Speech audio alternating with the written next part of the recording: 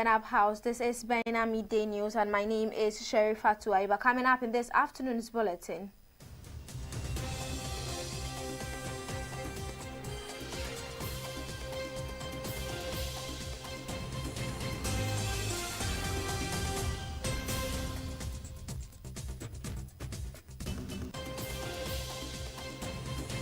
The Electoral Commission has called an inter-party advisory committee meeting on February 11, 2026, with all political parties contesting the Ayawasu East by-election.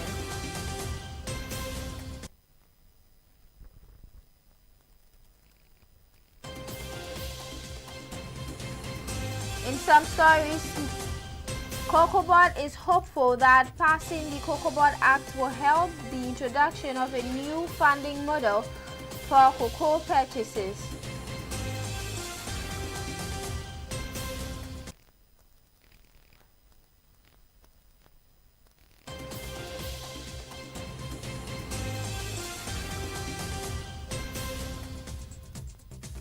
And on the international front, more than 150,000 people have been evacuated in northern Morocco due to heavy rains and floods.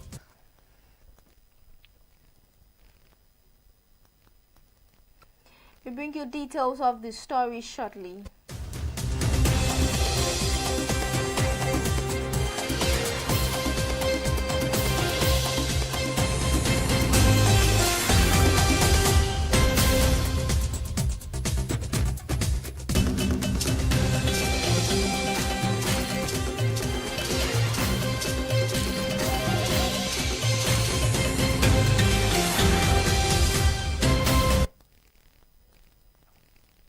Thank you for staying with us. Remember, this news is live on Facebook and on YouTube at Baina TV. Now the news in details. The Electoral Commission has called an inter-party advisory committee meeting as part of preparations for the forthcoming Ayawasu East by-election. In a notice issued on February 6, 2026 to General Secretaries of registered political parties, the Commission indicated that the meeting will take place on Wednesday, February 11, 2026 at 11 a.m. and its corporate head office in Accra. The Commission said discussions at the meeting will center exclusively on conduct and organization of the Ayawasu East by-election. Political parties have been asked to limit their representation to 2 delegates each. The letter was signed by Dr. Bosman Eric Asare, Deputy Chairperson of the Commission, responsible for corporate services, acting on behalf of the EC Chairperson. Interest in the Ayawasu contest has intensified in recent days, largely due to developments within the National Democratic Congress, including allegations of vote buying during its internal parliamentary primary.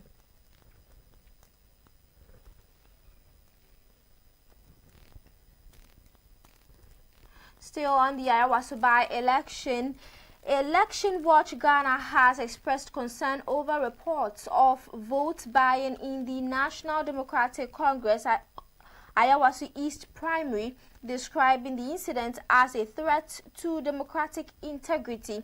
A video circulating on social media reportedly shows a candidate, Baba Jamal, distributing televisions to voters and boiled eggs to delegates. In a subsequent TV interview, the candidate acknowledged giving the TV as gift. Election Watch Ghana, in a statement on Monday, February 9, 2026, called the act a blatant disregard for democratic principles and the law.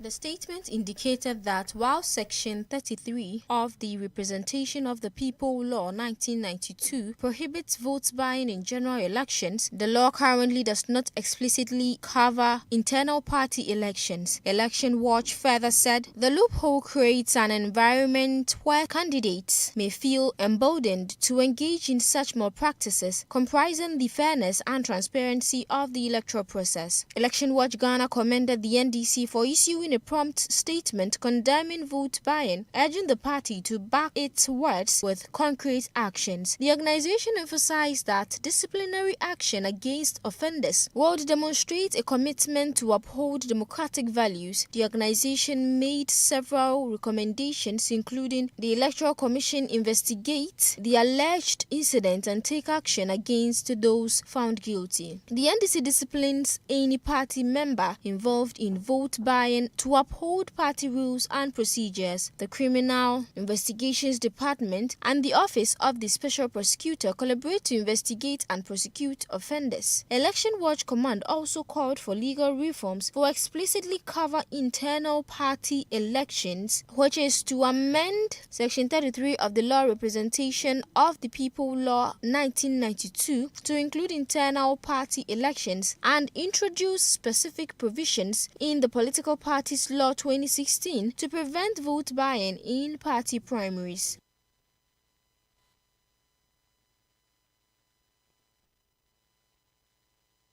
Politics, work has commenced on the Pantan Abokobi Road Rehabilitation Project, including the internal roads of Pantan Hospital, with contractors promising early completion despite traffic management challenges. The project spans 8.6 kilometers from the Pantan Junction traffic light to the Abokobi Boy Junction.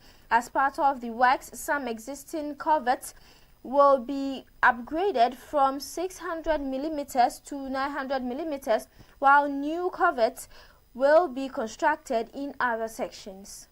The managing director of Aweco Constructions, Joseph Adams, said work began a few days ago with immediate attention on a deteriorated culvert along the stretch. According to him, ground stabilization work on the diverted section were expected to be completed by the close of day to allow the safe passage of vehicles, particularly heavy trucks. Mr. Adams noted that the old asphalt would soon be sacrificed to address difficulties faced by motorists, after which filing, compaction, and continuous culvert works would proceed concurrently. He added that although the construction duration is 24 months, efforts are being made to complete the project ahead of schedule. Meanwhile, the Member of Parliament for Medina, Francis Xavier Susu, described the Pantan Road as a strategic corridor due to the presence of major health institutions and a growing population. The Medina MP disclosed that President John Dramani Mahama, through the Roads Minister, had granted clearance for the road construction following concerns about its poor state. The Medina MP further appealed for the road to be dualized, citing increasing traffic volumes and the national importance of institutions along the stretch. He urged residents to remain patient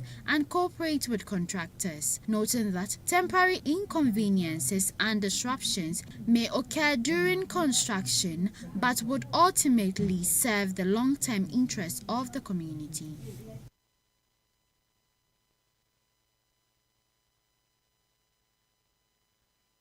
A quick turn, we'll be back with business and more. Do stay.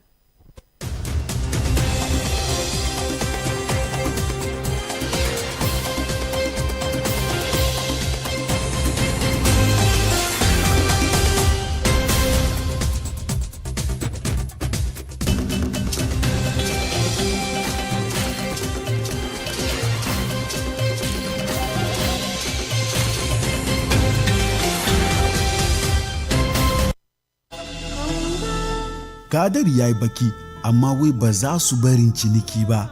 Baina Trade Connect ba cinikin wasa mutane suka yi ba. Masu sayar da kaya daban-daban, daga na ado har da na ci da sha. Komai da komai, kwana biyu tun da safe har dare da aka kare.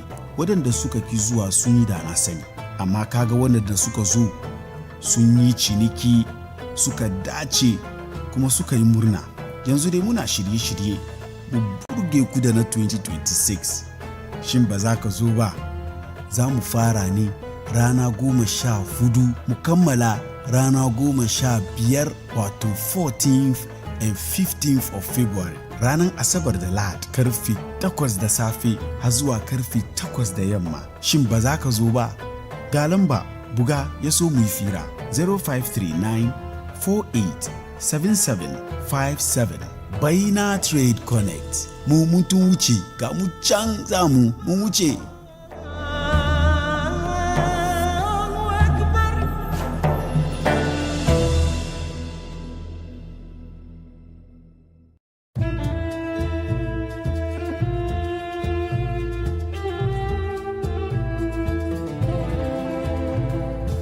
ina muku sallama ta fuskan musulunci ya ko bayin Allah ubangijinmu Allah madaukakin sarki ya daukaka mu da wanga addini kuma addinin musulunci babu shakka iliminsa tana da yawa fannin tana da girma shi yasa ubangijinmu Allah madaukakin sarki ya nuna mana cikin alkur'ani cewa a ringa tunasar da mutane kamar da Allah ya ce cikin Kur'ani fadhakir in nafa'ati dhikra annabi ka tunasar da mutane saboda tunasarwan zai yi amfani wa zai ma amfani sai yadhakkaru man yakhsha mai tsoro Allah zai ji yayi aiki da shi jama'a bai yiwuwan musulmi ya rayu shaida tunasarwa akan haka saboda muhimmancin tunasarwan da Allah ya ce ma annabi fadhakkir ka tunasar da su saboda wannan ya zama na kamar yau muka kawo muku sabon shirye-shirye akan Bayyana TV wanda ni ne malamin ku Malam Abdulrazak zan gabatar da wanga wa'azi ku dan tare da ni kan tunasarwa jama'a ai wa ma summiyal insanu insan illa li nasihi ai ba sama mutum suna mutum ba sai dai saboda mai mantuwa ne.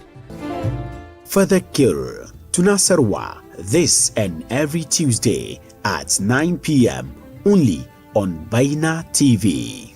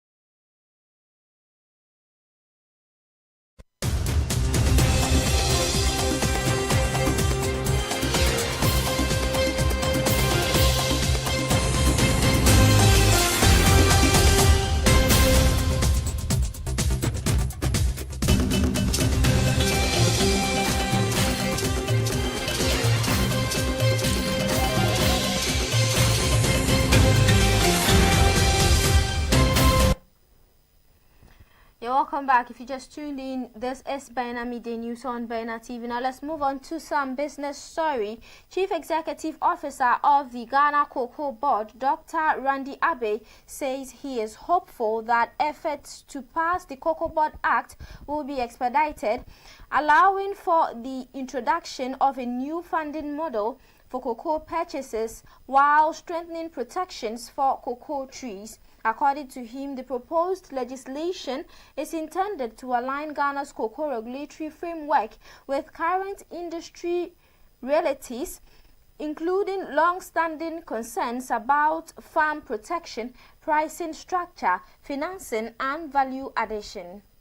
Dr. Randy Abbey noted that under existing laws, agencies such as the Minerals Commission can grant prospecting licenses that allow access to cocoa farms. He explained that beyond land access issues, Cocoa Board is also seeking reforms in cocoa pricing mechanisms and funding arrangements for bean purchases, which he believes are critical to a long-term sustainability of the sector. The Cocoa Board CEO further pointed to structural challenges limiting value addition in the cocoa industry, particularly financing arrangements that commit raw cocoa beans to syndicated contracts, reducing flexibility for local processing and value addition. Dr. Abbey said the review process is being anchored on the drafting of a new Cocoa Board Act, which he noted had already been initiated but is now being fast-tracked to reflect both present challenges and future needs of the cocoa sector. He expressed optimism that the proposed bill will soon be laid before Parliament, crediting the Ministry of Finance for its involvement in the drafting process.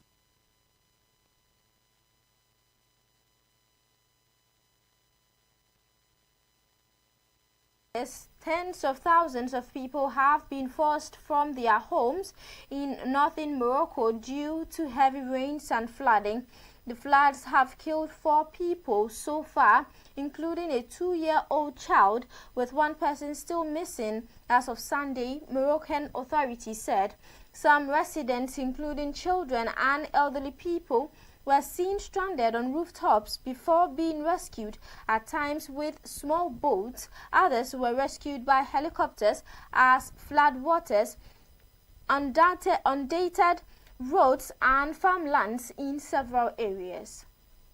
Near Kenitra, some 50 kilometers north of Rabat, authorities have set up a vast camp of small blue tents sheltering nearly 40,000 people, including Salami and her children. At the camp, evacuees make do with little while waiting to be able to return home. One woman scrubbed laundry in a small basin just a few meters away from an enclosure where evacuated cows, horses, chickens, and sheep were penned. Nearby, sick or lightly injured men and women queued outside a mobile clinic. Not far away, the civil defense was handing out mattresses, warm clothing, and food to the rescued families. Last December, 37 people were killed in sudden floods in Safi, in Morocco's deadliest weather-related disaster in the past decade. In recent weeks, severe weather and flooding in neighboring Algeria killed 2 people, including a child. In Tunisia, at least 5 people died, while others were still missing after the country experienced its heaviest rainfall in over 70 years last month. And further north, Portugal and Spain have also endured storms and torrential rains in recent days.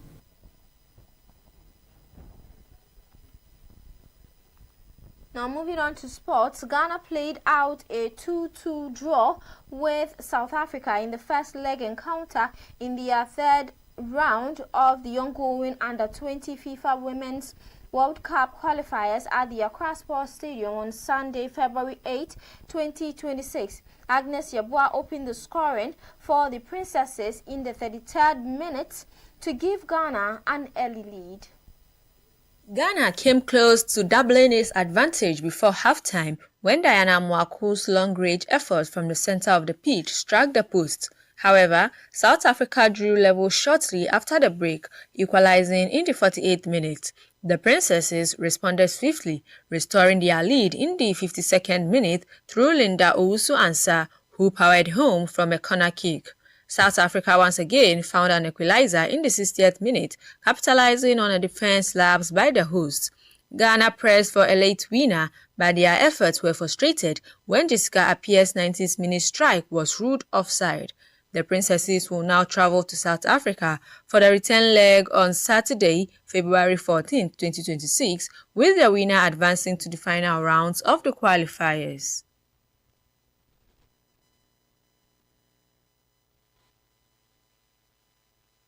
Will permit us log on to our website benamultimedia.com for more news. My name is Sharifatu Ayuba. Have a good afternoon.